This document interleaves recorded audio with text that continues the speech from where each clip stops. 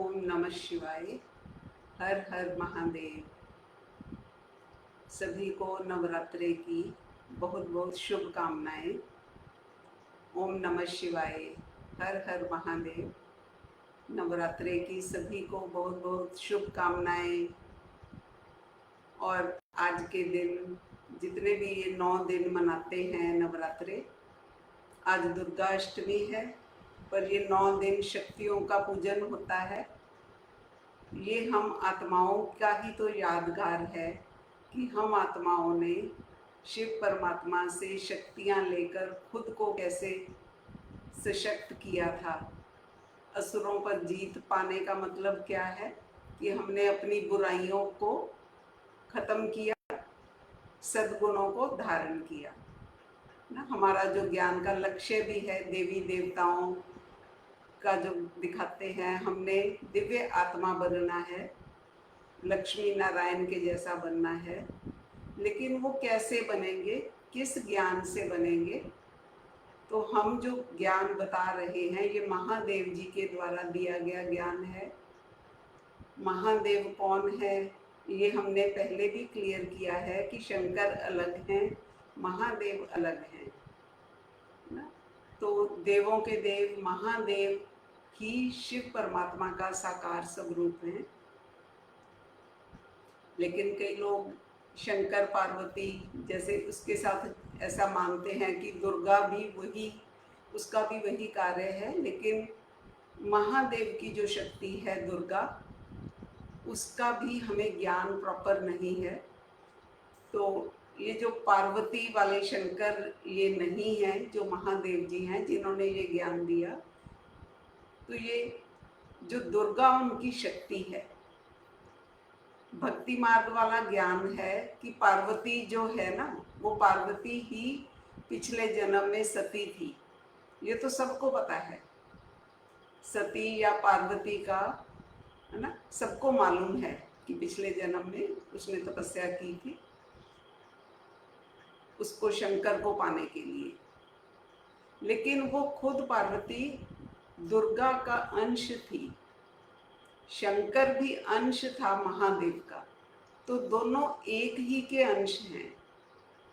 पार्वती जो है वो अंश का अंश है, जो शंकर है वो महादेव का अंश है। दुर्गा भी महादेव का अंश है और पार्वती दुर्गा का एक रूप है। वो आगे दुर्गा जो अंश है महादेव का, उसका भी आगे छोटा रूप है। और जो शंकर है वो अंश है महादेव का। तो जहाँ पर ये अंश अलग हुए थे, उस दुनिया में कोई बहन भाई या ऐसे रिश्ते नाते नहीं होते। वहाँ सिर्फ लव होता है, प्रेम होता है बस आत्माओं में। तो वो किसी का भी किसी के साथ हो जाता है। वहाँ ये नहीं है कि ये तो भाई बहन है, इनका रिश्ता नहीं हो सकता। ये तो यहाँ की बात है। वहाँ बल्कि एक के जो अंश होते हैं उनका ज़्यादा आपस में प्रेम होता है, ज़्यादा चांसेस होते हैं कि वो आपस में रिलेशन में आते हैं। जो एक ही के अंश हैं उन्हीं में लव ज़्यादा होता है। जैसे एक समय में आके आत्मा के 2 अंश हुए ना, जो हमने ज्ञान में समझा था कि एक में से अलग अलग हुए, उन्हीं 2 में ज़्यादा अट्रैक्शन रहेगी। इसी तरह शंकर भी महादेव का अंश है और दुर्गा भी उसी का ही एक रूप है, उसी का फीमेल वर्जन है, फीमेल रूप है उसका, महादेव का। जैसे बताया था ना कि सबका फीमेल पार्ट थे सूक्ष्म वतन में। जो ज्ञान हमने सुना था कि एक समय पर सूक्ष्म वतन में वो अलग अलग हुए थे ना, वो जो पार्ट्स थे मेल और फीमेल अलग हो गए थे। तो ये महादेव का जो फीमेल पार्ट है ये दुर्गा है। इसलिए आगे फिर उसका जो अंश है वो पार्वती है। और शंकर जो है और पार्वती हैं, दोनों ही पावरफुल हैं और दोनों ही एक दूसरे के साथ अटैच हैं और लवफुल रिलेशन में हैं। तो लेकिन जो दुर्गा है वो कौन है? दुर्गा वाली फील आएगी कईयों को, जैसे फील आती है ना कि हम कौन से देवी देवता हैं। कईयों को अकेले अकेले रूप की आएगी, जो ओरिजिनल रूप है उसके सारे रूपों को दुर्गा की फील भी आएगी। किसी को काली की आएगी, किसी को लक्ष्मी की आएगी, ऐसे आती है ना अलग अलग। लेकिन उनको साथ में दुर्गा की फील जरूर आती है। दुर्गा की फील कॉमन है। आगे फिर पर्टिकुलर किसी को ज्यादा आ जाए तो अलग बात है। जैसे एक देवता को कोई को प्योरिटी का कोई ज्यादा पसंद करते हैं, कोई सत्य की प्रतिमूर्ति है, कोई ईमानदारी की प्रतिमूर्ति है, कोई सहन शक्ति की प्रतिमूर्ति है, ऐसे होता है ना। लेकिन है तो वो सारे दिव्य गुण। इसी तरह एक जो दिव्य कंबाइंड रूप है वो दुर्गा है। कंबाइंड रूप का मतलब कंबाइंड अंश जो है, वहां तो दुर्गा भी नाम नहीं होता, वहां तो कोई नाम नहीं है ना सूक्ष्म वतन में। दुर्गा भी यहाँ का नाम है। उसका जो 100% संपूर्ण अंश अलग हुआ था ना महादेव में से, जो पूर्ण गुणों के साथ अलग हुआ था, वो दुर्गा है। आगे सूक्ष्म वतन में जरूरत के मुताबिक उसके जो आगे रूप निकले दुर्गा के, वो दुनिया की जरूरत के मुताबिक निकले थे।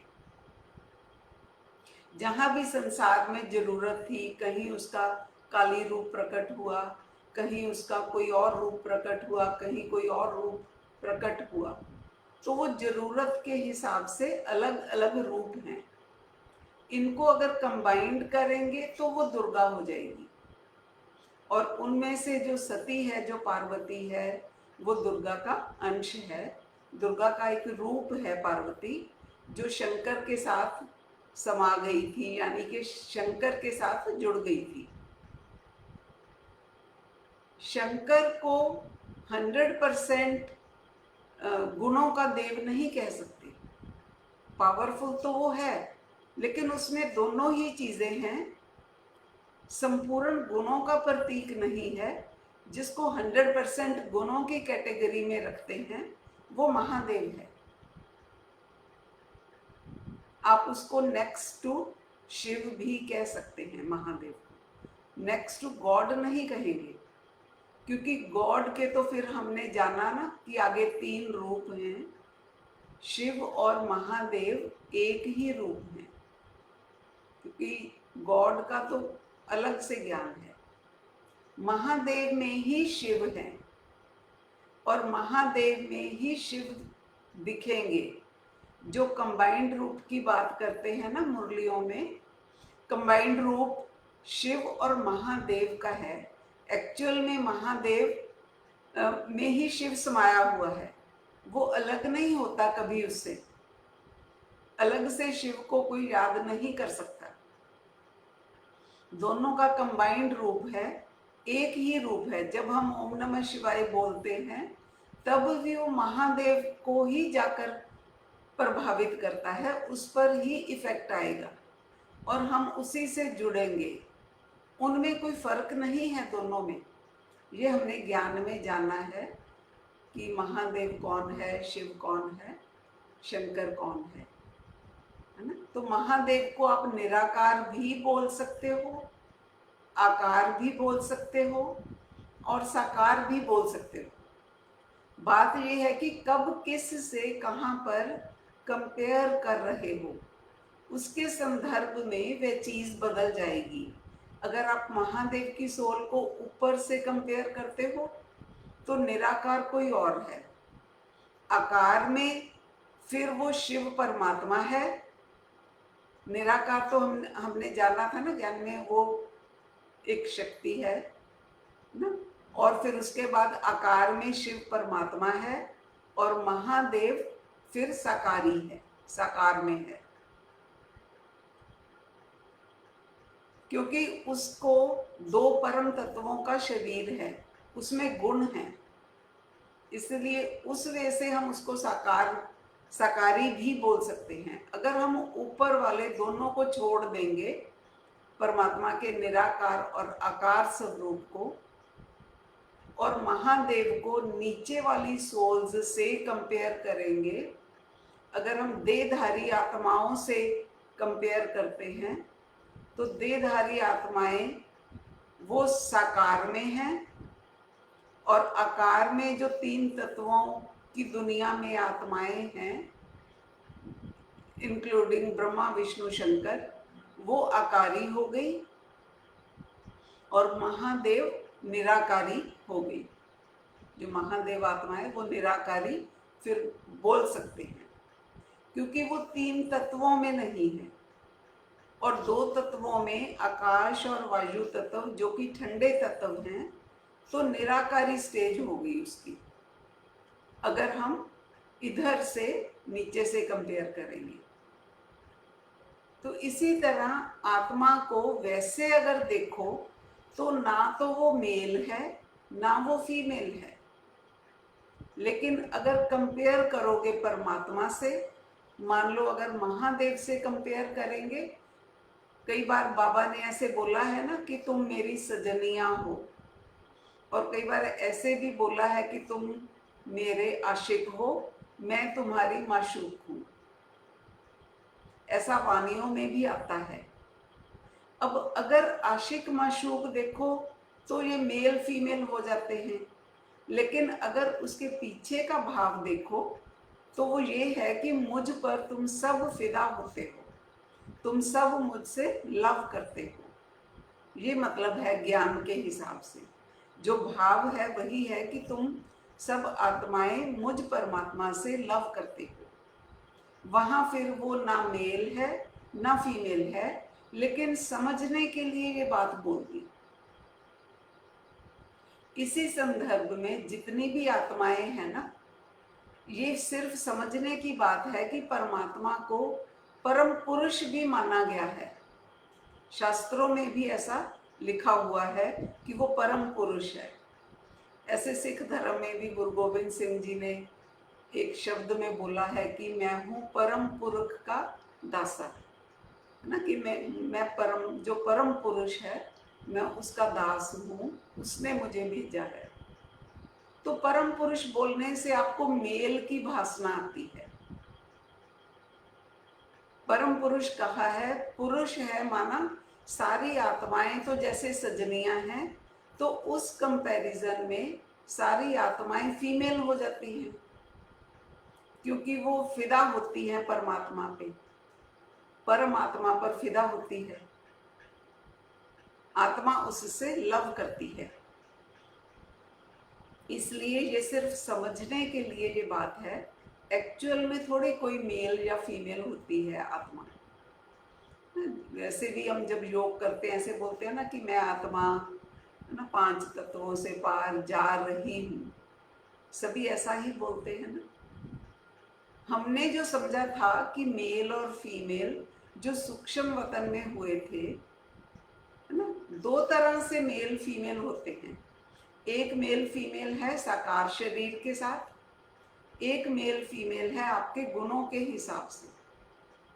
आपके अंदर जो थॉट सिस्टम है उसके हिसाब से भी मेल फीमेल होता है, जिसके आधार पर बताया था ना कि सूक्ष्म वतन में अलग अलग हो गए थे, जो जोड़े थे, वहां पर कोई शरीर थोड़ी था मेल या फीमेल।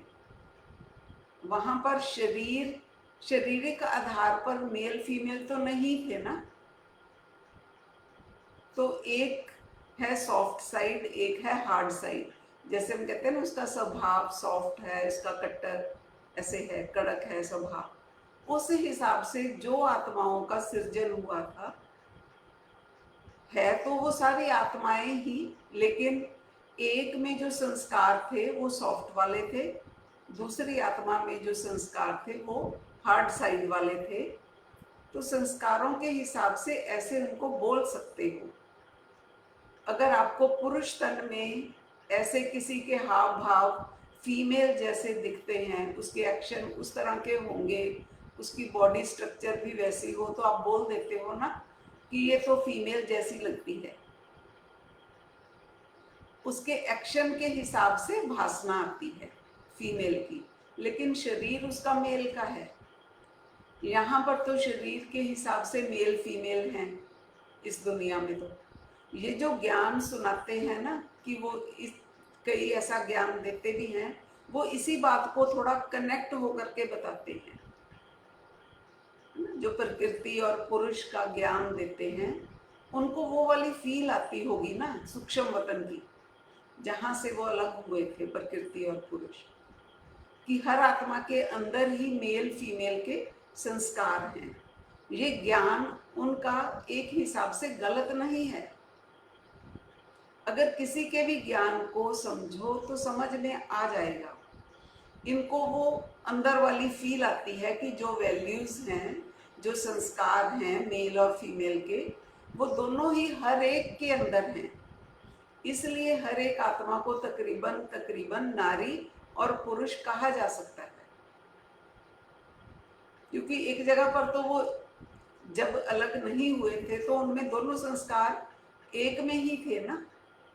किसी में पुरुषोत्तम जो जो पुरुष तत्व कम है, तो उसमें नारी के संस्कार ऐसे ज्यादा होंगे। तो ऐसे कम ज्यादा होते हैं जब ये अलग हो जाते हैं। अगर वो आधे आधे हो गए तो वो 50-50 हो गया, अर्धनारीश्वर हो गया। अगर हमारे अंदर ऐसे 50-50 को संस्कार हैं तो उसको अर्धनारीश्वर बोल दिया। उसकी फिजिकल बॉडी में भी वैसे संस्कार आ जाएंगे फीमेल वाले, अगर अंदर में होंगे तो। इसलिए ये शब्द भी बोलते हैं ना दैवी, दैवी माना दिव्य, डिवाइन। जब वो एक थे मेल और फीमेल,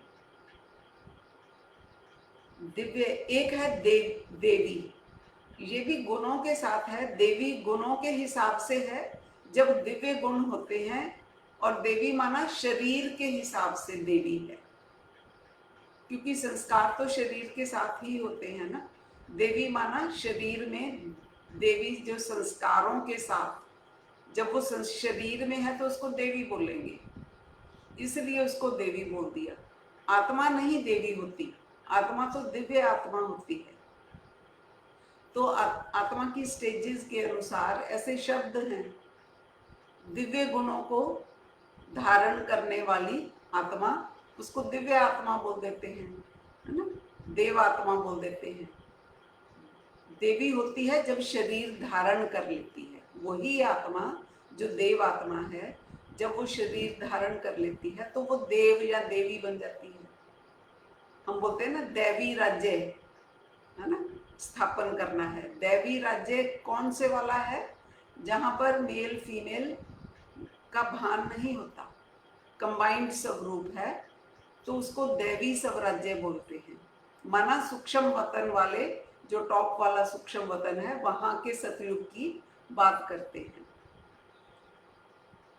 तो अगर हम सनातन धर्म के जो देवी देवता हैं, है ना, ब्रह्मा को देखें सरस्वती के साथ या लक्ष्मी के साथ, है ना, नारायण, जब कोई बात करते हैं तो बातचीत करते, आप देखते होंगे सीरियल्स जो आते हैं टीवी पे, वो ऐसे ही बात करते हैं ना कि देवी आप ये करो, तो वो उसको देव बोलते हैं। देव बोल ऐसे नाम से पुकारते हैं, हे देव, पवन देव, वायु देव, ऐसे बोलते हैं, क्योंकि वो साकार शरीर के साथ हैं। देव और देवी ऐसे बोलते थे, इसका मतलब दिव्य गुणों को धारण करने वाली वो देवी हो गई, लेकिन वो शरीर धारण करके, दिव्य संस्कारों के साथ शरीर धारण करने वाले वो देव हो गए। जब शरीर नहीं रहता था, फिर नहीं उसको देव या देवी कहते थे, फिर वो देव आत्मा हो जाती थी। देव के शरीर को धारण करने वाली आत्मा, जैसे हम कहते हैं ना कि कोई भी जो मेरा नाम है ना, रंजीत नाम के, शरीर को धारण करने वाली आत्मा। अभी हम ज्ञान में ऐसे बोलते हैं ना, तब कहते थे देव आत्मा, माना इस देव के शरीर को धारण करने वाली आत्मा। शरीर के साथ है तो उसको कहेंगे देवी। अगर शरीर छोड़ देगी तो कहेंगे इस देवी के शरीर को धारण करने वाली दिव्य आत्मा। जो इस दिव्य शरीर में आत्मा थी उसको देवात्मा भी बोल सकते हैं। जब हम नए नए ज्ञान में चले थे, प्रदर्शनी दिखाते थे, लक्ष्मी नारायण के चित्र से स्टार्ट करते थे ना, वहां कहते थे कि ये जो लक्ष्मी नारायण है इनकी पूजा क्यों होती है। लक्ष्मी नारायण कितने सुंदर हैं, कितने सजे सजाए हैं, मन को लुभाते हैं, इनका रूप, इनकी पूजा इसलिए थोड़ी करते हैं। संसार की ये जो इतना इनकी पूजा करता है ना, देखने में सुंदर है, इन्होंने अच्छे अच्छे वस्त्र पहने हुए हैं, आभूषण पहने हैं, इनकी पूजा संसार क्यों करता है? क्योंकि इनमें गुण हैं। तो गुणों के कारण पूजा होगी ना। अगर देव आत्मा बनना है तो गुण तो चाहिए ना। तो लक्ष्मी नारायण बनना है तो गुण लाओ ना अपने में। अगर गुण होंगे, है ना, तो ज्ञान में तो ये भी ज्ञान मांगते हैं ना कि मैं महाराजा बनूंगा, ये महारानी बनेगी, है ना। ऐसे कई ज्ञानी निमित्त आत्माओं ने बोला कि ये मेरी रानी होगी, है ना। तो ऐसे ज्ञान दिया। अगर गुण होंगे तो रानी भी आ जाएगी। अगर गुण नहीं है तो रानी का इंतजार करते रहोगे, रानी बिल्कुल नहीं आएगी, है ना। ऐसे कोई बोल दे कि नहीं ये तो मेरी, मुझे ऐसे फील आती है कि ये मेरी रानी होगी सतयुग में, मैं तो इसको पसंद करता हूँ, ये तो तरीका ही गलत है। ऐसी उम्मीदें लगा लगा कर बैठना, ये तो गलत डिजायर्स हैं।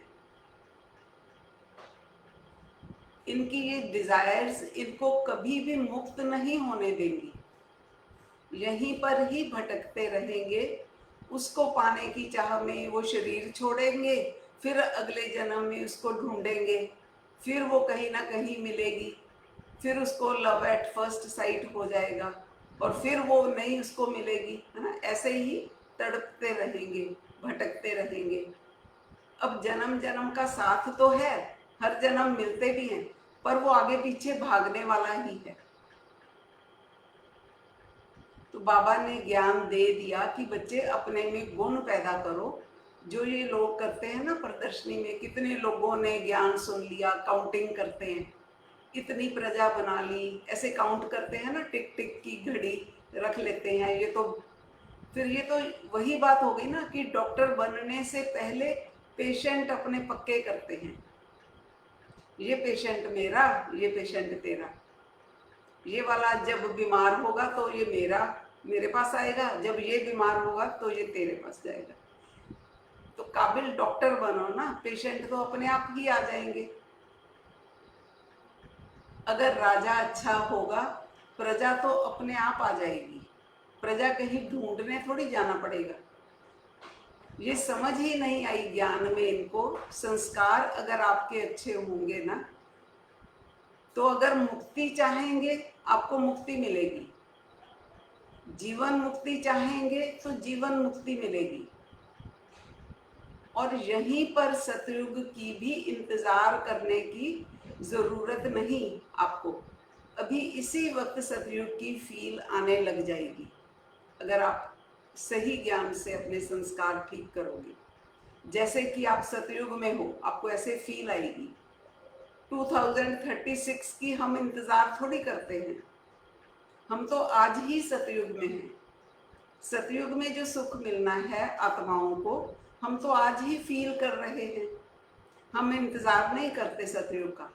ये तो वही हिसाब है कि रसगुल्ला खिलाने के चक्कर में पूरा दिन उसको भूखा रखो।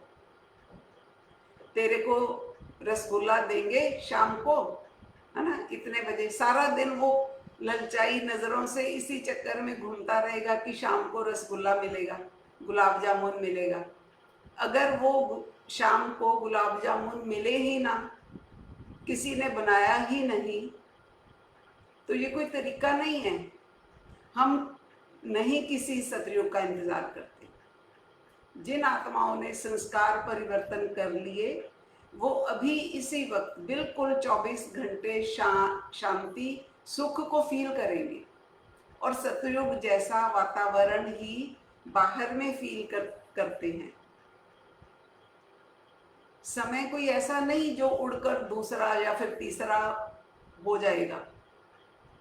सतयुग, त्रेता, द्वापर, कलयुग जो इस धरती पर थे ना, वो हमें समझने की जरूरत है। वो आत्माओं की स्थिति के अनुसार उनको फील हुए थे।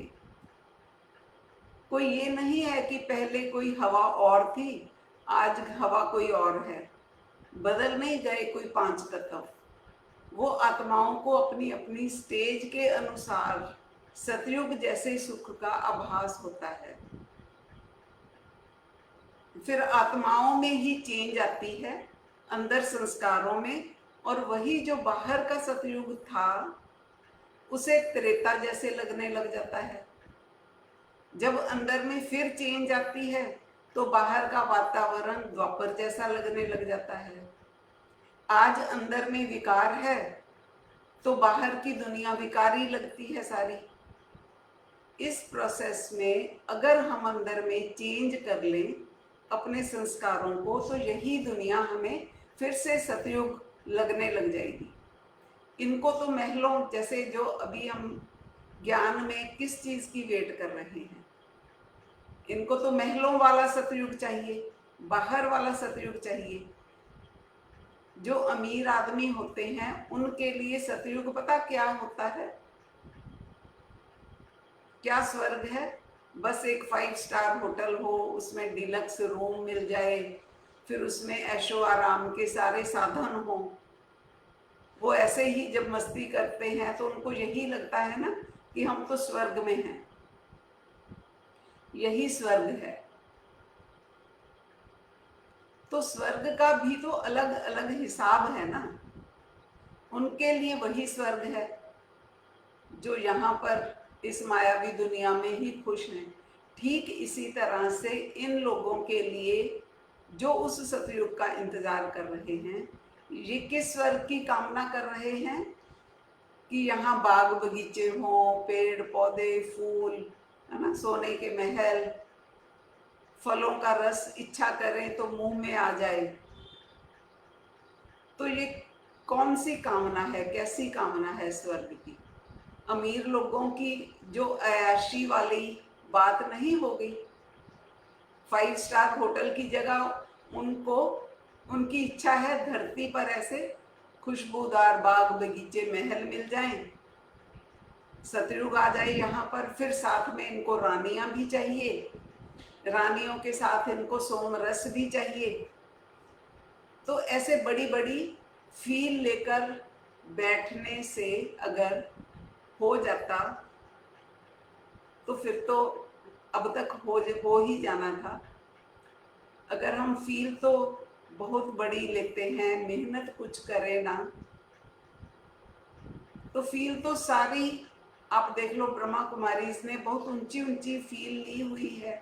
सभी आगे भी जो ज्ञानी आत्माएं हैं उनकी फील में तो कोई कमी नहीं है। वो तो पक्की मानकर बैठे हैं कि हम तो सतयुगी देवी देवता हैं, पक्का माना हुआ है उन्होंने। लेकिन मैक्सिमम का आप व्यवहार देख लो जो कि आपके सामने ही है, क्या वो देवी देवताओं वाला व्यवहार है? बहुत सारे लोग ये भी कहते हैं कि बस अपने मन की ही सुनो, किसी की नहीं सुननी, आपके अंदर से ही जो होगा निकलेगा, है ना ज्ञान। फिर तो बैठ जाओ, क्यों सारा दिन फोन पे हम लोग फिर ज्ञान सुनते हैं या सुनाते हैं या क्लासेस करते हैं? फिर तो फोन बंद करके मन की सुन लो ना, क्यों टाइम वेस्ट करते हैं? तो मन की क्या सुनोगे?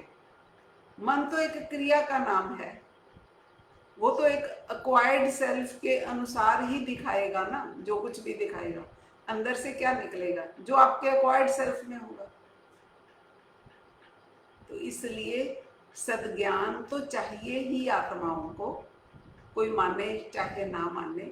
अगर आप ये ज्ञान ध्यान से सुनोगे, समझोगे और फिर मानोगे, एक्सेप्ट करोगे, एक्सेप्ट करने के बाद उसको रियलाइज करोगे, यानी योग के द्वारा रियलाइज करोगे, धारण करोगे, तो आप जीवन मुक्त अवस्था का अनुभव करोगे और इस सारे काम में हम आपका साथ देंगे। इस प्रोसेस में आपने ज्ञान सुनना है, समझना है, समझ करके एक्सेप्ट करना है, स्वीकार करके फिर योग कैसे करना है वो भी श्रीमत के अनुसार समझकर ही करना है। तो आपके जीवन में, आपकी सोच में, व्यवहार में परिवर्तन आएगा ही आएगा और आप जीवन मुक्त अवस्था का अनुभव करने लगेंगे इसी जीवन में। ये है पहला स्टेप। और दूसरा, जब आप जीवन मुक्त अवस्था का अनुभव करेंगे और इस प्रोसेस को आप जारी रखेंगे आगे कुछ लंबा समय तक, तो धीरे धीरे आपका हिसाब किताब चुकता हो जाएगा और अंत समय के बाद फिर आपकी सद्गति हो जाएगी। अगर आत्मा सद्गति की इच्छुक है, सद्गति चाहती है, तो उसकी सद्गति हो जाएगी। सद्गति माना कि वो जहाँ सुख में, सुख धाम में, जिस सुख की दुनिया में आत्मा जाना चाहती है वहाँ वो चली जाएगी। सुख की दुनिया दो हैं जो हमने ज्ञान में समझा, एक सूक्ष्म वतन में है और एक मूल वतन में है। मूल वतन वाला जो सुख है वो तो अति इंद्रिय सुख है। सूक्ष्म वतन वाला जो सुख है वो तत्वों का सुख है। लेकिन दोनों को ही सतयुग या स्वर्ग बोल सकते हैं। तो अपने अपने पुरुषार्थ अनुसार जैसा जैसा जिसका संस्कार परिवर्तन होगा उस अनुसार वो उस सुख की दुनिया में लौट जाएंगे।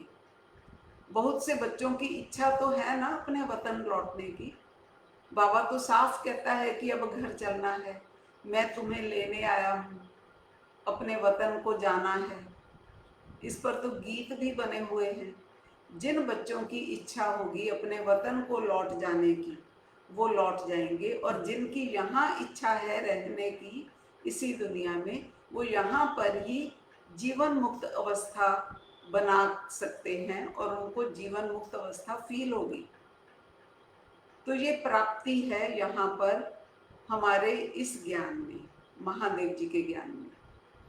लक्ष्मी नारायण कैसे बनेंगे? सबसे पहले तो जो लक्ष्य दिया था ना, लक्ष्मी नारायण जैसा बनना है, चाहे लक्ष्मी ही बनना है।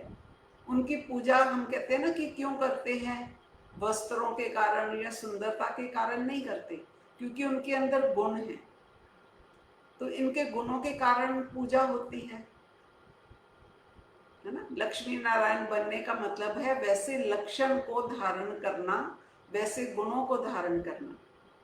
गुणों को धारण करने का मतलब है कि अभी नहीं है वो आप में गुण, और उनको धारण कैसे करना है, यही तो पुरुषार्थ हो गया ना। फिर पहले ही नहीं खुद को लक्ष्मी नारायण मान के चलना फिरना या बात करना।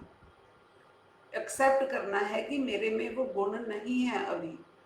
उस पुरुषार्थ के लिए कौन सा ज्ञान चाहिए, कैसा ज्ञान चाहिए, कैसा योग चाहिए, जिससे वो गुण धारण हो। जिन गुणों की बात करते हो ना, अपने आप नहीं होते, आप पुरुषार्थ करोगे तो आपको दिखने शुरू हो जाएंगे, खुद में ही आपको नजर आएंगे वो गुण, और कंफर्म भी हो जाएगा कि हाँ हमारे में चेंज आ रही है। सब आत्माएं लक्ष्मी नारायण जैसी बन सकती हैं। इसमें कोई ये नहीं है कि जो ये ज्ञान सुनेगा या ब्रह्मा कुमारी का ज्ञान सुनेगा वही लक्ष्मी नारायण बनेंगे। हर आत्मा का अधिकार है, हर आत्मा के पास अपॉर्चुनिटी है। बनेंगे लक्ष्मी नारायण अगर पुरुषार्थ करेंगे। पुरुषार्थ करेंगे तो बनेंगे। वैसे ही सजे सजाए कंचन काया वाले लक्ष्मी नारायण बनेंगे पुरुषार्थ करके। जब वो यहाँ का हिसाब किताब चुकतू कर लेंगे, यहाँ की कोई इच्छा बाकी नहीं रहेगी इस संसार से। वो जो हम कर्म फिलॉसफी में समझाते हैं कि हिसाब किताब कैसे चुकतू होता है, तो नेचुरली वो आत्मा उस सुख धाम में, जो सूक्ष्म वतन का ऊपर वाला हिस्सा है, जो सतयुग है, वहां जा सकते हैं। ये भी हमें साफ बताना पड़ेगा, जो कि नया ज्ञान है। महादेव जी ने जो बताया कि आत्मा अगर इस दुनिया में रहेगी तो जिस सुख की वो कल्पना करती है ना, जिस लक्ष्मी नारायण की वो कल्पना करती है, वो इस धरती पर नहीं होता कभी। वो सूक्ष्म वतन के टॉप वाले हिस्से में है, वहाँ उनका राज्य है, और वहीं आत्माएं लक्ष्मी और नारायण जैसा सुख भोगती हैं। और वहाँ जाने के लिए उनको पुरुषार्थ करना पड़ेगा, इधर से हिसाब किताब चुकतू करना पड़ेगा। फिर वो उस दुनिया में जा करके उस सुख को भोगेंगी। और कंचन काया माना ट्रांसपेरेंट काया। ट्रांसपेरेंट काया जो है ना, वो 3 तत्वों की होती है, और वो सूक्ष्म वतन के अंदर है। जो ब्रह्मा बाबा है, स्पष्ट ज्ञान यही है कि वो इस समय, जब वो ब्रह्मा बाबा ने शरीर छोड़ा था, उस समय वो त्रेता युग में थे। माना वो टॉप वाले सूक्ष्म वतन में नहीं थे, उसके नीचे वाले सूक्ष्म वतन में थे। लेकिन अभी उनका ज्ञान और पुरुषार्थ जब कंप्लीट हो गया, उनकी नीचे से अटैचमेंट खत्म हो गई, उनका नीचे आना बंद हो गया, फिर वो सूक्ष्म वतन का जो ऊपर वाला हिस्सा है, उस सतयुग में चले गए, जो कि उनका लक्ष्य था, उस सतयुग में जाने का। तो वो उसको हम सतयुग कह सकते हैं, सूक्ष्म वतन के टॉप वाले हिस्से को, और नीचे वाले हिस्से को त्रेता युग, और साकार दुनिया को कलयुग, और जो द्वापर युग कहते हैं, वो नीचे साकार दुनिया में ऐसे मान सकते हैं आत्माओं की स्टेज के अनुसार। कुछ आत्माएं सतयुग यहाँ साकार में मानती हैं, है ना। तो हम उस सतयुग की बात कर रहे हैं, जो सतयुग ब्रह्मा बाबा ने बताया था, ब्रह्मा बाबा ने जो दिखाया था, जिसका वर्णन किया ब्रह्मा बाबा ने, वो कहाँ था? जहां पर ब्रह्मा बाबा गए थे उसके बिल्कुल इमीडिएट ऊपर। तो इसलिए जब तक वो सूक्ष्म में भी आ रहे थे ब्रह्मा बाबा, तो वो यही कहते थे ना कि हमने जाना है सतयुग में, आने वाला है, सतयुग आने वाला है। लेकिन जब उनका हिसाब किताब चुकतू हो गया, नीचे से उनकी अटैचमेंट खत्म हो गई, तो वो उस सतयुग में चले गए। तो वहां पर और भी आत्माएं जाती हैं, सिर्फ ब्रह्मा बाबा नहीं जाते। वहां पर लक्ष्मी और नारायण भी हैं, अभी हैं, इसी वक्त हैं। वहां एक विष्णु का सजा सजाया रूप है ना, कंबाइंड जो रूप है। जरूरी तो नहीं ना जीता जागता ही हो इसी दुनिया में। लक्ष्मी नारायण की मूर्तियां भी तो है ना, मूर्तियों को भी तो लोग पूजते हैं। तो वो उनका सूक्ष्म स्वरूप जो ऊपर है, वो अभी भी है, इस वक्त है। तो विष्णु का जो स्वरूप है वहां पर, है ना, वहां पर है, नारायण का स्वरूप है। जो भी आत्मा वहां जाएगी उसको फील होगा कि ऐसे नारायण बिल्कुल उनके सामने है। जैसे एक इच्छा है ना सबकी, जिसकी जो इच्छा है उसकी इच्छा अनुसार सब कुछ है अवेलेबल। किसी चीज की वेट करने की जरूरत नहीं है। इसका मतलब तो अगर एक आत्मा संपूर्ण हो गई, सच्चे मन से उसने पुरुषार्थ कर लिया, हमारे ज्ञान के हिसाब से सारे अभ्यास कर लिए, तो उसको तो फिर कभी सतयुग मिलेगा ही नहीं। यहाँ पर वो है ही नहीं, अभी यहाँ तो है नहीं सतयुग, ऐसा नहीं है। उसके लिए सतयुग अभी है, और वो वहां जाकर के उस सतयुग के सुख को भोगेंगे। उसको नारायण के संग का एहसास होगा। जैसे कई आत्माओं का ऐसा है ना कि हम तो नारायण के संग में रहेंगे, संग खेलेंगे। खुद वो लक्ष्मी नारायण नहीं होंगे, लेकिन उनके अंग संग रहेंगे। ये इच्छा आज ही उनकी पूरी होगी अगर उन्होंने पुरुषार्थ प्रॉपर किया। विष्णु वाले लोक में जाकर के वो उस सतयुग का सुख भोगेंगे। वही सजे सजाए बाग बगीचे जो भी ब्रह्मा बाबा ने तसव्वुर किया था ना, वो उस सूक्ष्म दुनिया में सब कुछ है। जिस सतयुग का सपना दिखाया था वो आज ही पूरा हो सकता है। वहां जाएंगे, उनको नारायण के संग का एहसास होगा। और जिन्होंने ब्रह्मा बाबा से लगन लगाई, कईयों का ब्रह्मा बाबा से ही ज्यादा प्यार है ना, तो वो ब्रह्मा बाबा के अंग संग ही रही। जब ब्रह्मा बाबा नीचे वाले सूक्ष्म वतन में थे, जब तक उनका हिसाब किताब पूरा नहीं हुआ था, तो जो आत्माएं ब्रह्मा बाबा से ज्यादा कनेक्टेड थी वो उनके ही अंग संग रही वहां पर। लेकिन नीचे वाला जो सेकंड पार्ट है सूक्ष्म वतन का, वहां पर आत्माएं ईर्ष्या राग द्वेष के साथ भी जा सकती हैं। अगर कुछ परसेंटेज 50% भी उन्होंने पुरुषार्थ किया होगा तो वो उस त्रेता युग में जा सकती हैं। सूक्ष्म वतन का जो नीचे वाला हिस्सा है वो आत्माएं वहां अभी भी जाएंगी। और जो विष्णु वाले बच्चे हैं, थर्ड पार्ट वाले बच्चे, विष्णु पार्टी जिसको बोलते हैं, अगर वहां कोई सच्चे बच्चे होंगे ना, तो वो जिस चीज की इच्छा करते हैं, क्योंकि बाबा ने वचन दिया था ना कि बच्चे झूठा सच्चा जो भी ये निमित्त आत्माएं बोल देंगी ना नीचे आकर के, वो मैं सब पूरा करूंगा। बाबा का प्यार है बच्चों से। उसने कहा था बच्चे मैं सब कुछ दूंगा। तो महादेव का भी ये वचन है, हमारा भी ये वचन है, जिसकी जो इच्छा होगी वो सब पूर्ण होगी। उन बच्चों की इच्छा क्या थी जो थर्ड पार्ट वाले बच्चे हैं, कि कहीं ऐसी जगह पर जाकर रहेंगे जहां प्रकाश ही प्रकाश है, परम तत्वों की दुनिया है, वो ऐसा कहते हैं ना।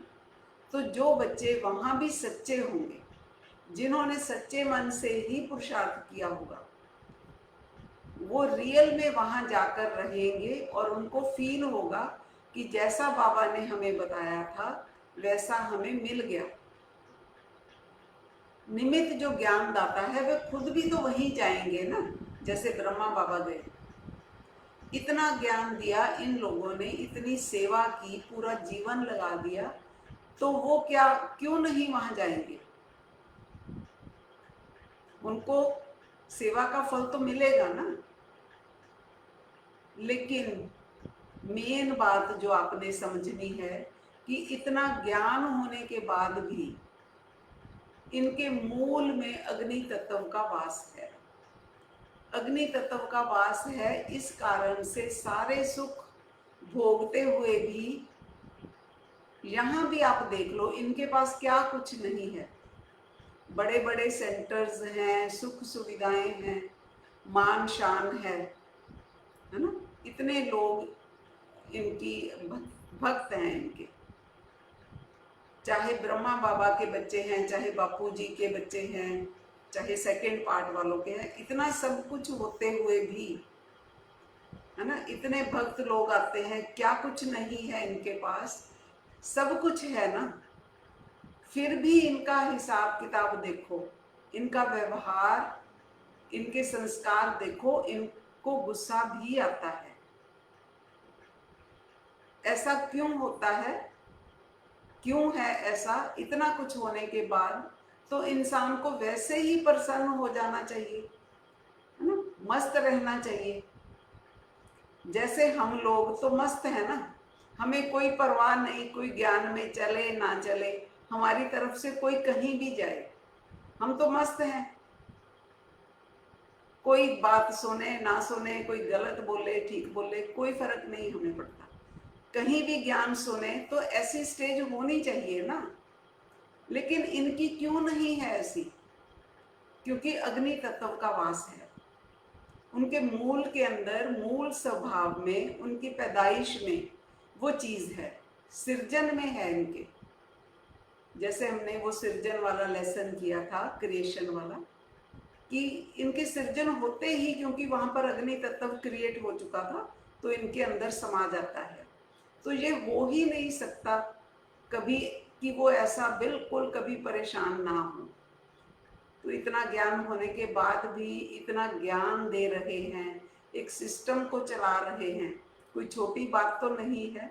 इनके पीछे इतनी दुनिया लगी है, ऐसे ही तो नहीं लगी हुई, कोई तो कारण होगा ना। इनके पास ऐसा क्या है जो लोग इतने पीछे लगे हैं, वो आपको पता नहीं कि वो क्या चीज़ है इनके अंदर, पर कुछ तो है इनके अंदर जो इतने लोग इनको मानते हैं। वो जो इनके अंदर है उसका भी तो इनको फल मिलेगा या नहीं मिलेगा। वो ज्ञान जो इन्होंने दिया और वो जो इनकी लगन है, प्यार है शिव से, उसका भी तो फल मिलेगा ना। उनके हिसाब से देखेंगे तो जो ऊपर में है वो उसी को शिव मानते हैं ना। जो त्रिमूर्ति के ऊपर दिखाते हैं बिंदु, वो उसको शिव मानते हैं। उसके ऊपर वाले दो रूप का तो ज्ञान ही नहीं है इनको। तो एक का पता है इनको, तो एक का पता है जो वो बिंदु, ज्योति बिंदु स्वरूप है, कि ऊपर में शिव है, वो आता है इनके अंदर। अब वो जो ऊपर वाला ज्योति बिंदु है वही महादेव है। ये तो उसी को अपनी बात कहते हैं, योग करते हैं उसी से, है ना। लेकिन वो जो बिंदु है ज्योति बिंदु, उसको अपनी बात कहने के लिए किसी में प्रवेश करने की जरूरत नहीं है। वो जो इतना पावरफुल है वो वहां बैठा भी तो किसी के तन से बोल सकता है ना।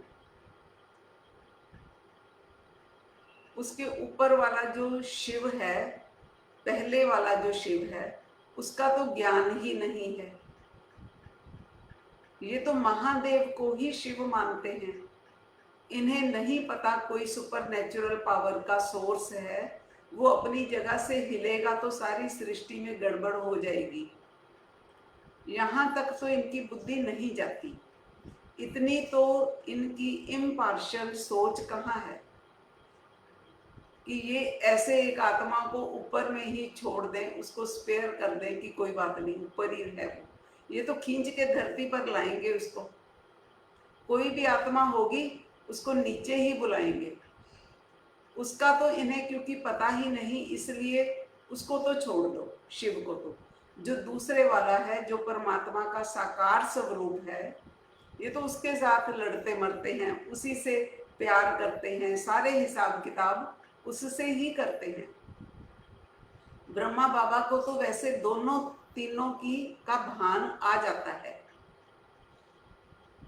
कि शिव जो है वो ज्योति स्वरूप है और वो प्रकाश स्वरूप को फील करता है। वो इतना ज्यादा कनेक्ट होता है कि उसके मुख से ऐसे शब्द निकलते हैं कि मैं त्रिलोकीनाथ हूँ, मैं तुम आत्माओं का पिता हूँ। जैसे कई बार जब हम भी ज्ञान सुनाते हैं तो ऐसा ऐसा लगता है ना कि डायरेक्ट जैसे कोई और बोल रहा है हमारे अंदर। वो इतना ज्यादा कनेक्ट होकर बोलता है कि ऐसे लगने लग जाता है कि जैसे वो ही शिव ही अंदर से बोल रहा है। वो इन सब की यादों में है, क्योंकि जितने भी निमित्त होते हैं ना ज्ञानदाता, वो उनसे बहुत स्ट्रॉन्ग कनेक्शन होता है, उनका कनेक्टेड होते हैं। उनकी याद बहुत पावरफुल होती है। ऐसे गीत भी बना है ना कि तू नहीं बोलती, तेरे अंदर तेरा प्यार बोलता है। ये फील तो आम दुनिया में भी लोगों को आई ना कि ये खुद नहीं बोल रहा, इसके अंदर तो इसका वो जो आशिक बोल रहा है, किसी और के भान में, जैसे हम बोलते हैं ना, किसी और के बोलने की फील आई उनको। जब इंसान का रूप, स्वरूप, भाषा सब वैसी ही हो जाती है, फिर ऐसे फील आती है कि ये खुद नहीं बोल रहा, इसके अंदर कोई और बोल रहा है। जैसे आम भाषा में भी हम बोल देते हैं कि तू तो किसी और के भान में बोल रहा है, कि तू तो किसी का सिखाया पढ़ाया हुआ बोल रहा है। ये जो त्रिदेव हैं, ये अंतिम देव हैं। अंतिम देव माने गए हैं, ये पावरफुल तो हैं, उनकी याद पावरफुल है, ब्रह्मा की याद भी पावरफुल है, उससे ज्यादा पावरफुल याद सेकंड वाले बाबा की है, और उससे ज्यादा पावरफुल थर्ड वाले बाबा की है। पावरफुल याद कैसे है, कैसे कह सकते हैं कि पावरफुल है याद? क्योंकि जो ज्ञान ब्रह्मा ने दिया उससे और आगे का ज्ञान, ज्यादा बेटर ज्ञान सेकंड वाले बाबा ने दिया। तीसरे वाले ने उनसे भी आगे का ज्ञान दिया। उन्हें भी यही फील आती थी कि वह ही तो बोल रहा है हमारे अंदर, कि मैं नहीं बोलता, मेरे में मेरा भगवान बोलता है या शिव बोलता है। वो तो साफ कहते हैं कि शिव अब मेरे में आता है ना? तीसरे वाला पहले तो यही बोलता था, तीसरे वाले बाबा, लेकिन बाद में उसकी फील चेंज हो गई। उसके अंदर क्योंकि प्योर अग्नि तत्व का वास था, दूसरों में तो विकृत हो गया ना अग्नि तत्व, उसमें तो प्योर अग्नि तत्व का वास था, उसे तो संपूर्णता की फील आ गई।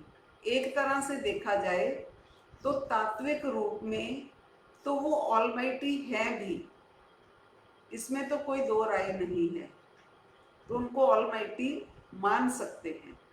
इसलिए दोनों तथ्य ही हमें समझने होंगे कि ये बात भी सत्य है कि वो पावरफुल हैं, और वो भी सत्य है कि अग्नि तत्व का जो वास है, अग्नि तत्व विकृत रूप में आ गया ना नीचे, यहाँ पर तो प्योर फॉर्म में है नहीं अभी अग्नि तत्व, अभी इसलिए स्वभाव में वो चीज भी नजर आती है।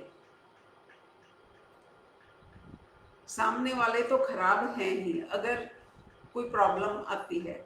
एक है कि अगर सामने वाला खराब है तो वो खुद भी परेशान हो जाते हैं, और हम क्या कहते हैं, सामने वाला कितना भी खराब हो हम थोड़ा परेशान होते हैं।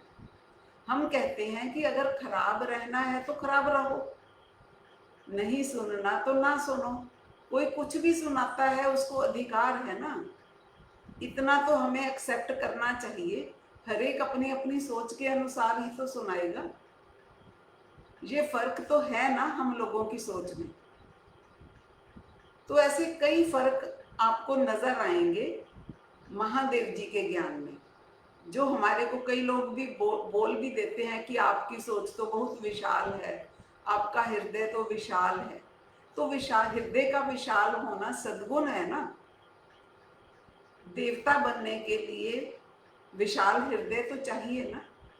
लक्ष्मी नारायण बनने के लिए या महादेव बनने के लिए भी हृदय तो विशाल होना चाहिए ना, ये गुण तो चाहिए। ज्ञान के हिसाब से समझो, जो तो पहले वाला ब्रह्मा था, ओरिजिनल वाला, वो इनको ये फील देता रहा अब घर लौटने का समय है, बच्चे अब घर जाना है, परम धाम को याद करो, अपने घर को याद करो, मैं तुम्हें सबको लेकर जाऊंगा, ऐसे कहता था ना। इन्होंने ज्ञान ही उल्टा कर दिया। जो आगे बाबा आए, जो नीचे अभी जो खुद को ब्रह्मा कहते हैं, क्योंकि अभी तो ब्रह्मा भी कई हो गए ना, उन्होंने तो अर्थ का अनर्थ कर दिया। एक तो उन्होंने बिंदु को ही बिल्कुल कंडम कर दिया, उसकी कोई वैल्यू नहीं। दूसरा ये तो ऐसा कुछ नहीं कहते कि तुम्हें वहां लेकर चलेंगे दूसरी दुनिया में, दूसरी दुनिया की ये तो बात ही नहीं करते। अपने घर चलने का समय आ गया, कुछ भी नहीं कहते। ये तो जो आत्माएं हैं इनका आप ज्ञान तो देखो, जो खुद को ब्रह्मा कहते हैं या जो भी कहते हैं कि हम वही निमित्त हैं, ये लोग साकार में ही तो सब कुछ बता रहे हैं। साकार में ही जाना है, साकार में ही रहना है, इनके पास तो ऊपर कुछ है ही नहीं। ये तो ऊपर वाला सपना ही नहीं दिखाते, ऊपर की बात ही नहीं करते। इन आत्माओं को इतना भी ज्ञान नहीं है कि ये जो दुनिया है यहाँ परमानेंट सुख होता ही नहीं। कोई एक आत्मा भी दिखाओ जो पूरा जीवन सुखी रही हो। ब्रह्मा बाबा ने 69 में शरीर छोड़ दिया था, उससे पहले जो उन्होंने बोला, उनकी भावना तो किसी ने देखी नहीं उसको बोलते तो देखा नहीं किसी ने, जो आजकल के बच्चे हैं। वो जो बोलता था 84 जन्मों की जो बात करता था, इन्होंने समझ लिया कि वो 84 जन्म इस धरती के ही हैं। नहाने धोने की, खाने पीने की तो सारी बातें इन्होंने मान ली। उसने जो जन्म और मरण बताए वो सतयुग से कलयुग तक के बताए, ऐसे गिन के बताए उसने। सतयुग के जो जन्म बताए और जो बताता है कि इतना समय है, वो जन्म तो वो सतयुग में बताता है ना। और हमने ये बात सिद्ध कर दी कि धरती पर तो सतयुग होता ही नहीं। वो इस सतयुग की बात करता था। कौन से सतयुग की? सूक्ष्म वतन के टॉप वाले सतयुग की। क्योंकि उसको एक ही नजर आता था, ऊपर का और नीचे का। वो तो एक ही मानता था, एक ही उसको दिखते थे। और वो जो सतयुग के जन्म है वो इस पृथ्वी के तो जन्म है ही नहीं। जिस सतयुग की वो बात करता था, अभी तो इन्होंने ऐसे मान लिया कि इस धरती पर सतयुग है, धरती पर हम 8 जन्म लेंगे सतयुग के, जबकि वो बात ठीक नहीं है। इसलिए 5000 साल का ड्रामा भी गलत हो जाता है। वो नासमझी के कारण ऐसा बोल दिया। जिस वक्त ब्रह्मा बाबा को ज्ञान मिलना शुरू हुआ तो उस वक्त उनमें मैक्सिमम भक्ति मार्ग के संस्कार थे। जब उनको ताजा ताजा ज्ञान मिला तो वो एकदम से थोड़ी प्योर ज्ञान दे सकता था। उसमें भक्ति वाला ज्ञान भी मिक्स था, उसमें अपना ज्ञान भी मिक्स था, और उसमें शिव बाबा का ज्ञान भी था। चाहे उसने खुद भी बोल दिया होगा नहाने धोने वाले ये जो नियम हैं, लेकिन ये है तो भक्ति मार्ग के संस्कार। इनका ज्ञान से क्या लेना देना है? इस चीज को आगे चलकर बच्चे समझ नहीं पाए कि आत्मिक ज्ञान कौन सा है, शरीरों का, देह का ज्ञान कौन सा है, और परमात्मा का ज्ञान कौन सा है। अगर ये देह के नियम कानून मानते हैं तो ये फिर देह भान में ही तो है। सेकंड वाले बाबा ने कुछ और बात क्लियर की थी। ज्ञान में तो इन्होंने क्लियर किया, सेकंड बाबा ने भी। उसने संस्कारों की बात क्लियर करने की कोशिश की थी कि ये आज जो हमारे संस्कार बने हुए हैं, किसी में कुछ किसी में कुछ, ये पिछले जन्मों में हम फलानी फलानी जगह रहे जिस कारण से ये संस्कार बने। ऐसे ही अलग अलग धर्म में रहने के कारण हमारे संस्कार बन गए। वो इस जन्म में कैसे दिखाई देते हैं ये वाला ज्ञान दिया था सेकंड वाले बाबा ने। आत्मा में मूल संस्कार कैसे बने, कहाँ बने, किसने बनाई, ये उनको नहीं पता था।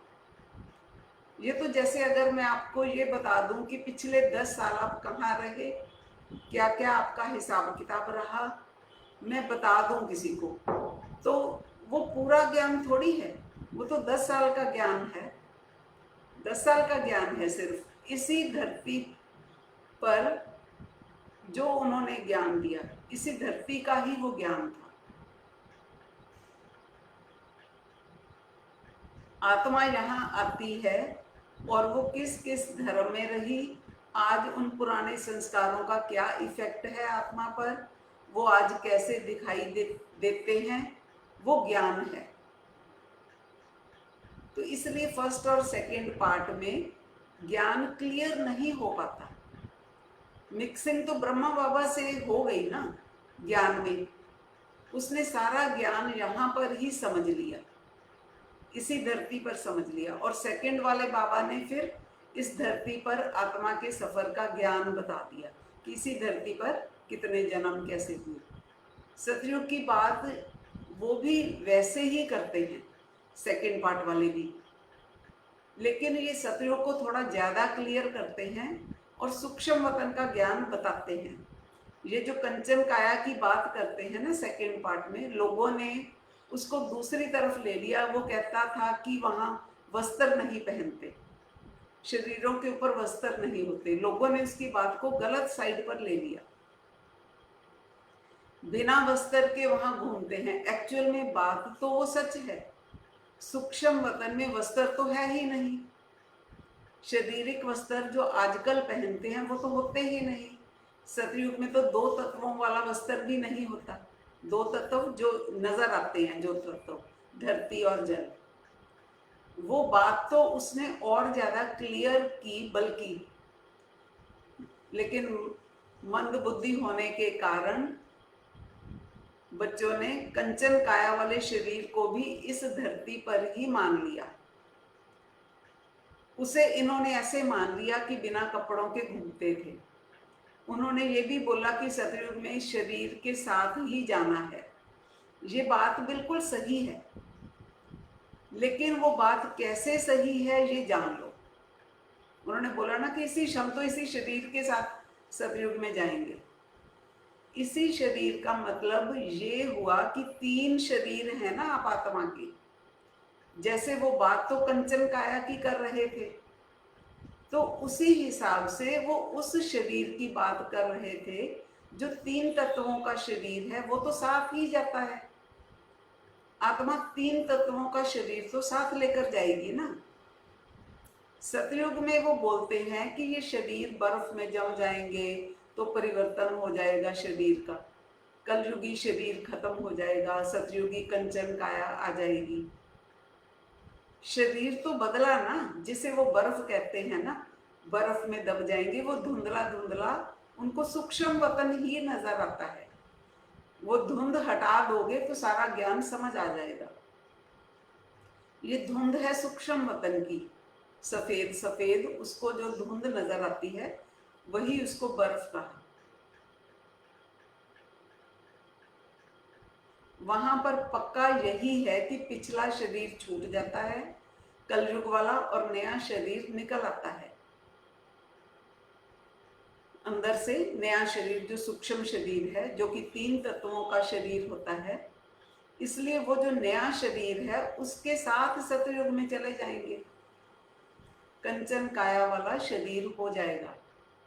ठीक तो है, कंचन काया जब होगी तो 2 तत्व ही तो छूटेंगे ना शरीर के। कई जगह अलंकृत भाषा है ज्ञान की, उसको एज इट इज तो मतलब नहीं हम बता सकते ना। फिर आगे ये भी तो उन्होंने बताया कि इतने जोड़े होंगे आत्माओं के, वो बराबर करके बताते हैं ना कि इतने मेल होंगे, इतने फीमेल होंगे। वो बराबर वाली स्टेज कहाँ पर है? जो सूक्ष्म वतन में पुरुष और प्रकृति अलग अलग हुए थे ना, वहां बराबर जोड़े थे बिल्कुल। वही तो सतयुग में जाएंगे, बाकी तो जाएंगे ही नहीं। जो उस स्टेज में पहुंचेंगे वो उतने ही होंगे जो उन्होंने बताया है, बराबर ही होंगे, वही सतयुग में जाएंगे। हाँ, कौन पुरुष बनेगा कौन प्रकृति बनेगा वो अलग बात है, वो अलग समझ है, लेकिन बनेंगे तो बराबर ही। चाहे उनको एग्जैक्ट नहीं पता कि कौन किसके साथ होगा, लेकिन इतना तो उनको पता है कि एग्जैक्ट जोड़े होते हैं, सही होते हैं। यहाँ पर वो एक आइडिया सा लगाते हैं, संस्कार जिनके मिलते हैं वो उसका, जैसे सोलमेट कहते हैं ना, जोड़ा हो गया, बस बात खत्म। एक्चुअल में सूक्ष्म वतन में जो मेल फीमेल का हिसाब था वो ऐसे रहता है, जो हमने बताया पहले भी, हार्ड साइड और सॉफ्ट साइड।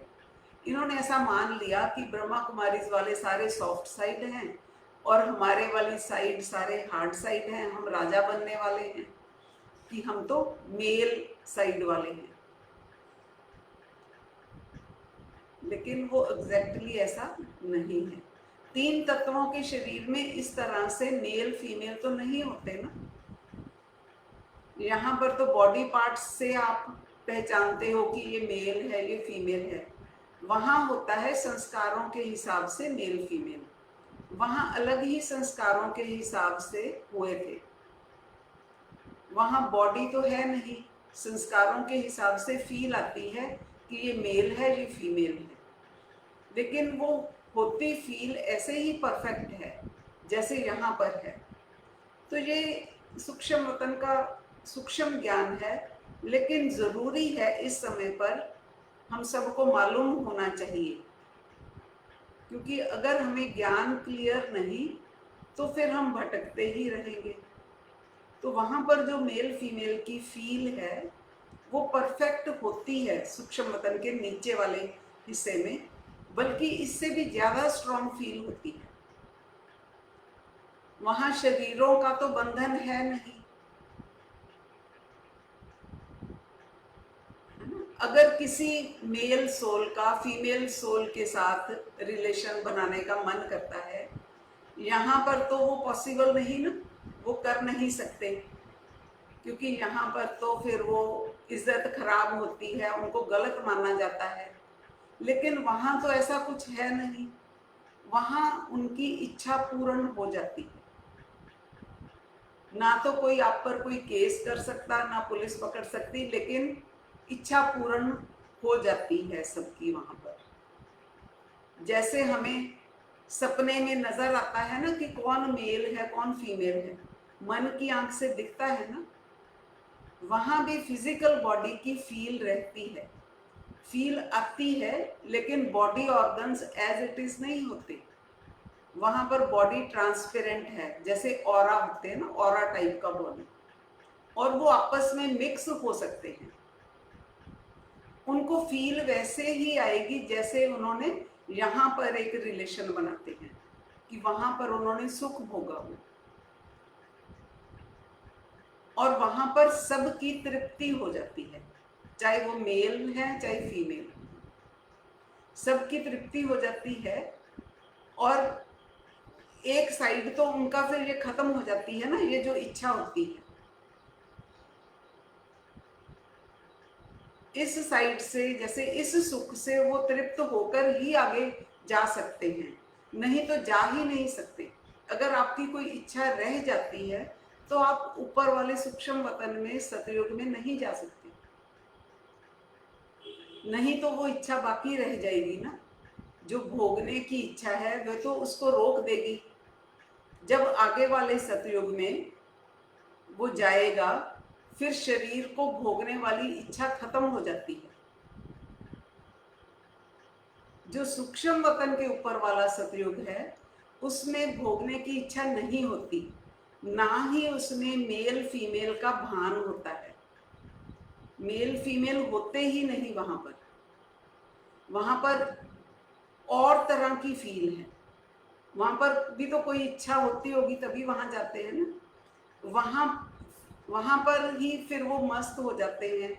वो जो उनको खुशी चढ़ती है ना घूमने फिरने की, बाग बगीचे महल, वो राजे महाराजाओं वाली शाही ठाट बाट, फिर वो उसमें मस्त रहते हैं। मेल फीमेल वाला भान हट जाता है। तो ये अलग अलग स्टेजेस हैं, ये सूक्ष्म ज्ञान है जो आज मैंने आपको बता दिया। जिसकी जो भी इच्छा होती है, दुनियावी इच्छाएं, और वो थोड़ा पुरुषार्थ करेगा, पुरुषार्थ करने के बाद भी तो इच्छाएं रह सकती है ना। जो ज्ञानी आत्माएं हैं, हाई लेवल की भी जो ज्ञानी आत्माएं हैं, अगर उनको किसी से अटैचमेंट हो जाती है, सबकी बात हम नहीं करते, जिनका भी ऐसा होता है, इच्छा तो उनकी रहती है ना कि हम आपस में मिले, है ना, आपस में रिलेशन बनाएं। ज्ञान में बहुत अच्छे भी होंगे, योग भी अच्छा होगा, पुरुषार्थ भी अच्छा करते हैं, लेकिन ये इच्छा फिर भी हो सकती है ना। वो जीवन भर इस इच्छा को पूर्ण नहीं कर पाते जब तक शरीर में है। सभी की बात नहीं है, एक्सेप्शंस तो हर जगह होती हैं। चलो अगर आप 50-50 भी लगा लो, 50% अपनी इच्छा पूरी कर लेते होंगे यहाँ पर, तो अगर किसी के साथ रिलेशन है तो ये भी जरूरी नहीं है ना कि उसकी सेटिस्फेक्शन हो जाए। यहाँ पर तो ऐसा है कि एक से रिलेशन बना फिर दूसरे पर भी, है ना, कई बार अट्रैक्ट हो जाते हैं, तीसरे पर भी हो जाते हैं, ये भी पॉसिबल है।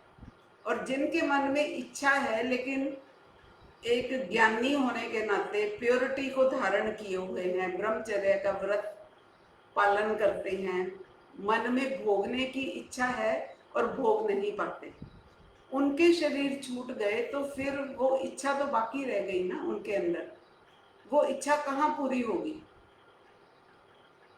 तो ये जो मैं बात कर रही हूँ ये प्रैक्टिकल बात है, जो कि देखने में आता है, नजर आता है ज्ञानी आत्माओं में भी।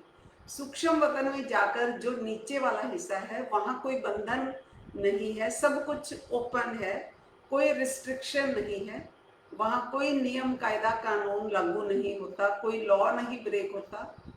वहां तो जो आपकी इच्छा है, कोई भी आत्मा किसी भी आत्मा से सुख भोग सकती है।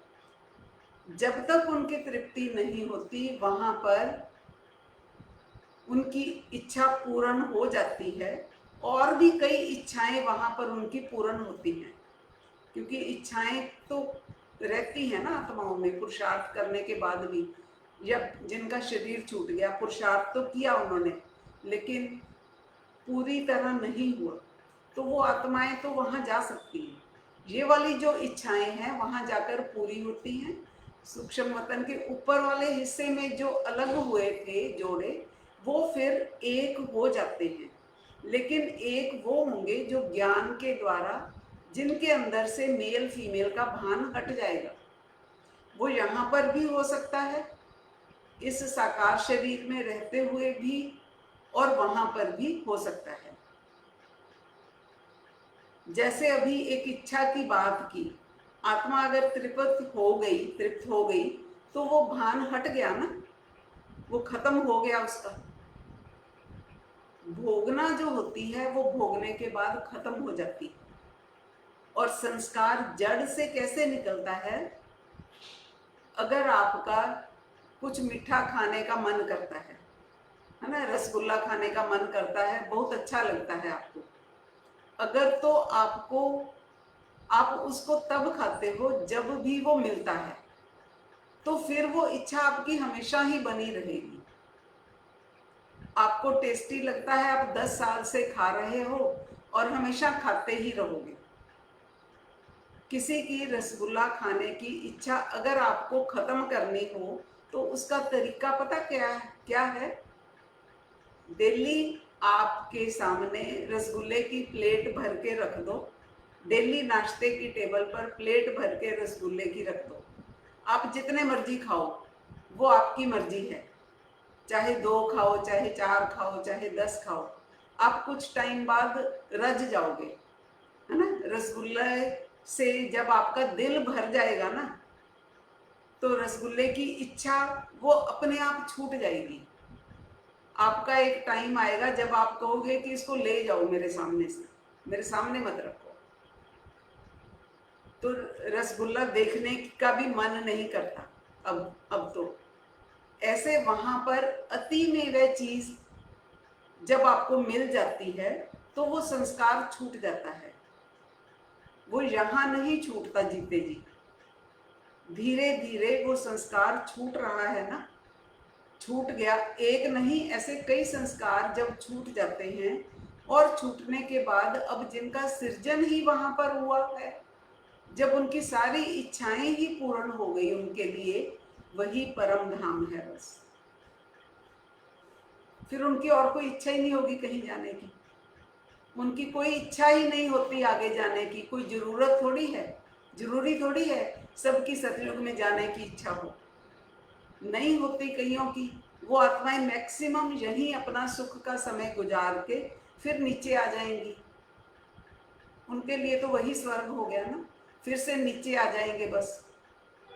अब जो आगे जाती हैं विष्णु लोक में, सूक्ष्म वतन के पहले वाले हिस्से में, वो दूसरी आत्माएं हैं। बीके में सतयुग का सपना देखा ना इन्होंने। अब इनमें कुछ आत्माएं ऐसी भी हैं जिनमें ये विकार नहीं है। हम भी कई ऐसी आत्माओं को जानते हैं, उनमें रियल में प्योरिटी नजर आती है। ऐसी आत्माओं का किसी के प्रति मन नहीं भटकता, उनके नैनों से पता चलता है, उनकी बोल चाल से पता चलता है। ये आत्माएं वो आत्माएं हैं जो सतयुग की अधिकारी हैं, उस सतयुग की जो सूक्ष्म वतन के ऊपर वाले हिस्से का हमने बताया। तो जरूरी नहीं है कि सारी आत्माएं ही वो नीचे वाले सूक्ष्म वतन में जाएंगी जहां पर पहले ब्रह्मा बाबा गए थे, है ना। जरूरी नहीं है, ब्रह्मा बाबा के पास ही वहां पर रही होंगी जब वो ब्रह्मा बाबा थे, अब तो नहीं है वहां पर। वो आत्माएं सतयुग में जाकर वास करेंगी और लक्ष्मी नारायण के राज्य में जाएंगी। इस तरह की भी तो कई आत्माएं हैं ना, जिनकी वो इच्छा ही नहीं कोई, उनको वहां रुकना पड़े नीचे वाले सूक्ष्म में ना, जरूरत ही नहीं उनको।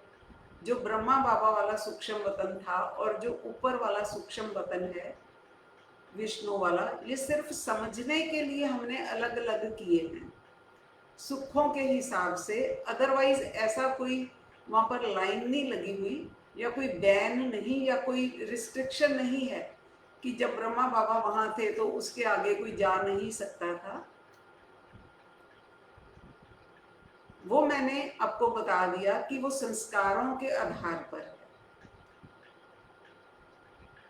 तो हर आत्मा की इच्छा पूर्ण होती है और फिर धीरे धीरे उनके संस्कार इस तरीके से भी परिवर्तन होते हैं।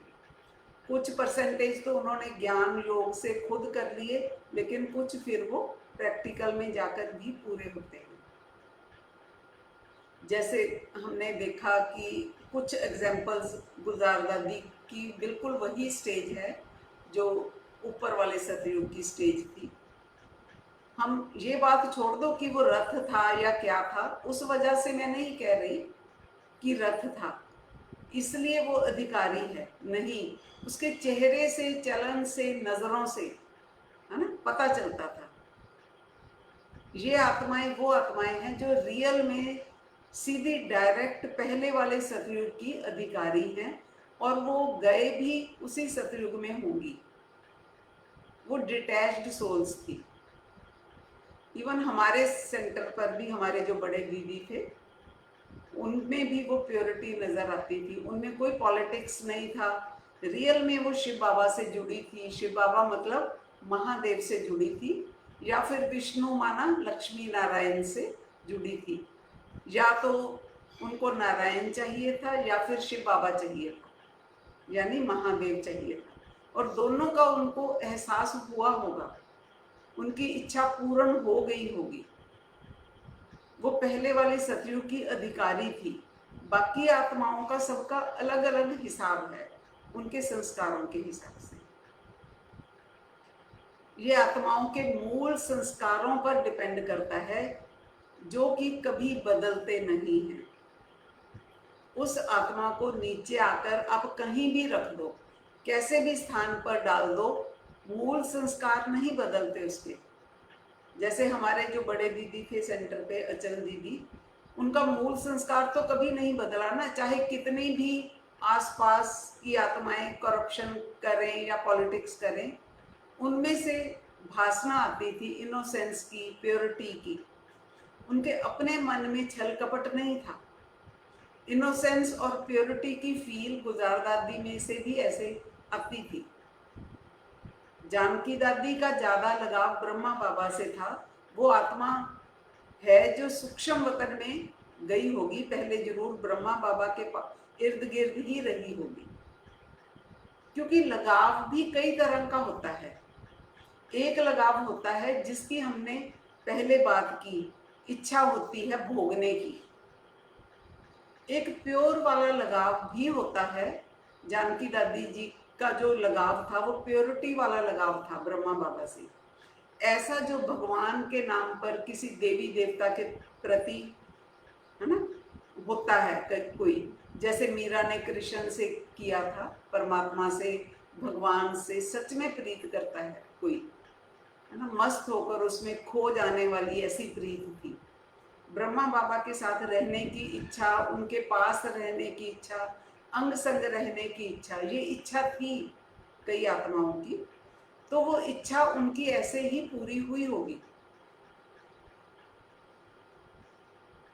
औरों का तो उन्होंने अज्ञानतावश नहीं माना, लेकिन दादी जानकी का इन्होंने जरूर माना कि वो तो ब्रह्मा बाबा के पास सूक्ष्म वतन में चली गई।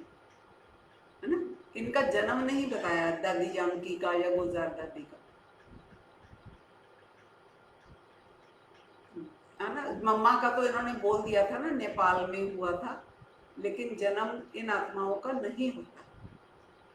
वो धरती पर तो जन्म ले ही नहीं सकती, वो भी तो प्योर आत्मा थी ना। प्योरिटी का इतना ज्यादा संस्कार जब अंदर में बसा होता है, वो आत्मा गर्भ में तो आ ही नहीं सकती। शरीर छोड़ने के बाद वो ब्रह्मा बाबा के अंग संग ही रही होगी, है ना। ऊपर नहीं गई, क्योंकि जब ब्रह्मा बाबा नीचे थे तो वो ऊपर नहीं जाएगी, क्योंकि उनका भी लगाव तो ब्रह्मा बाबा से था ना, प्योर वाला। तो उनके साथ ही वो सूक्ष्म वतन में चली गई। उसके लिए तो वही सूक्ष्म वतन है जहां पर ब्रह्मा बाबा है। तो ये आज हमने थोड़ा सूक्ष्म ज्ञान डिस्कस किया कि आत्माओं की स्टेजेस के अनुसार सब कुछ बाबा ने जो भी बोला है वो पूरा होता है, और यही उसका बाबा का प्यार है हम आत्माओं के प्रति। और उन्हीं के दिए हुए ज्ञान को हम क्लियर करने की कोशिश कर रहे हैं। ओम नमः शिवाय। हर हर महादेव।